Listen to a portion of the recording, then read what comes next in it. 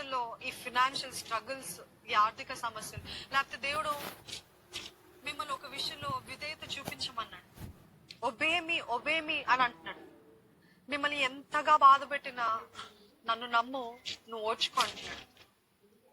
లేకపోతే నా నామములో నువ్వు ఈ కానుకను, లేకపోతే what ever it is, it could be your talent, it could be your money, it could be what ever it is, ఇది విత్తు, త్యాగపూర్వకంగా విత్తు, నీకున్నదంతా ఇవ్వు చూడు అంటున్నాడేమో దేవుడు.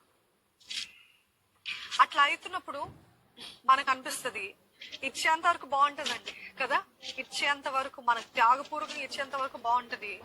కానీ రేపు డబ్బులు ఎలాగా, రేపు తిండి ఎలాగా, రేపు ఎలాగా నేను రెంట్ కట్టాలి, ఇవన్నీ ఆలోచనలు వస్తుంటాయి.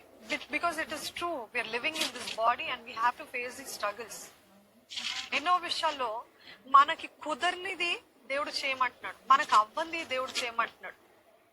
ఏంటి ప్రభు ఇది అని ప్రశ్న వచ్చింది. Why lord, what is this lord, what have you asked me to do? ఎందుకు తగ్గించుకోవాలి ప్రభా నన్ను ఇంత బాధ పెడుతుంటే, ఎందుకు ఓర్చుకోవాలి ప్రభా నన్ను ఇంతగా వేధిస్తుంటే అని ప్రశ్నలు వచ్చినాయా? దేవుడు అంటున్నాడు మీ అందరితోటి, ఒకవేళ మీరు అక్లిష్ట పరిస్థితులు ఉన్నట్లయితే,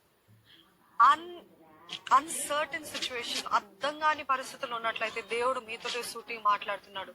నేను ఇప్పుడు చేసినది మీకు అర్థం అవ్వదు, కానీ మీకు తర్వాత అర్థం అవుతుంది. నమ్మిన వారు ఉంటే ఆమెనని చెప్పండి. This is God talking to you. If God is still asking you to go on, press on, don't give up, don't lose hope.